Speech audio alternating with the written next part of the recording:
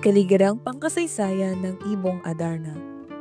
Ang Ibong Adarna ay isang tulang pasalaysay na kilala sa kanyang romantisadong paksa na naglalarawan ng mga bayani na taglay ang dugong bugaw. Ito ay isa sa mga paboritong anyo ng tula sa Europa, partikular na ang mga tulang pasalaysay na may paksa na pakikipagsapalaran at kabayanihan. Ang ganitong uri ng tulang romansa ay kilala at popular sa iba't ibang wika at karaniwang binabasa ng mga kababaihan. Sa Espanya, lalo itong sumikat noong panahon ng mga haring Katoliko, lalo na matapos ang pagtanggap ng kontrol sa Granada noong 1479. Hanggang sa ngayon, hindi pa rin tiyak kung sino ang tunay na may akda ng koridong Ibong Adarna. Sinabi ni Pura Santillan Castrense, kilalang profesor ng literatura, na maaaring ang kwentong Scala Sila ang pinagmula ng Ibong Adarna. Ipinapahayag na ang akda ay likha ng isang paring Dominiko noong 1300 AD. Ang Scala Seli ay tumatalakay sa isang hari na may sakit at nangangailangan ng tubig ng buhay upang gumaling. Sa paglalakbay ng 3 anak upang hanapin ang lunas, ang bunso ang pinakamabait at pinakamagalang.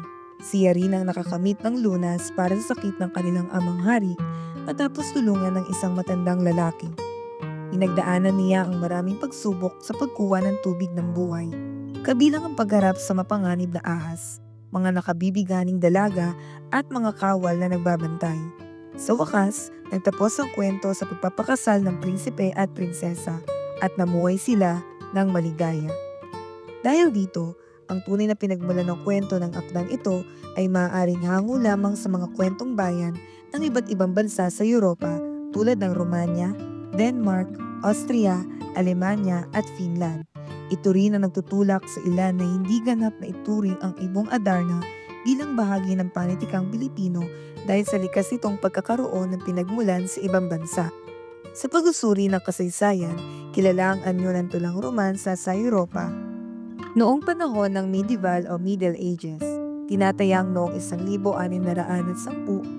mula sa bansang Mexico, dumating ang akdang ito sa Pilipinas at ginamit bilang isang kasangkapan ng mga Espanyol upang hikayatin ang mga katutubo na tanggapin ang relihiyong Katolisismo. May mga koridong hindi matunton ang sumulat kaya maaaring sabihin salaysaying bayan. Ang ganitong salaysay ay nagpalipat-lipat sa maraming bibig, yumaman sa nilalaman at habang isinasalaysay ay nadaragdagan. Gayunpaman, sinasabi ng maraming kritiko ang pagpapalagay na ang may akda o unang humango nito ay si Jose de la Cruz na kilala sa tawag na Joseng Sisiu.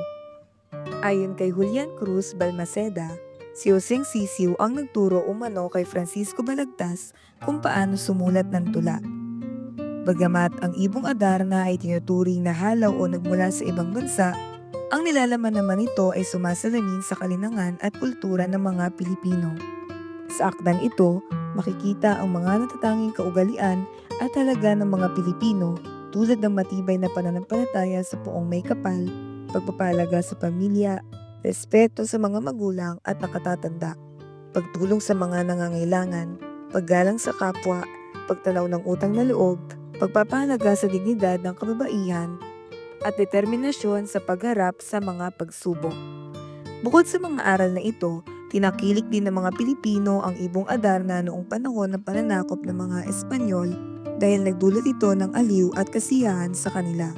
Sa katunayan, itinuturing na panitikang pantakas, escapist, ang Ibong Adarna dahil sa sandaling pagbabasa o panonood nito, pansamantalang nakalilimutan ng mga Pilipino ang kanilang mga suliranin at naihahatid sila sa ibang mundo, kung saan nagaganap ang pakikipagsapalaran ni Don Juan, ang pangunahing tauhan sa akda.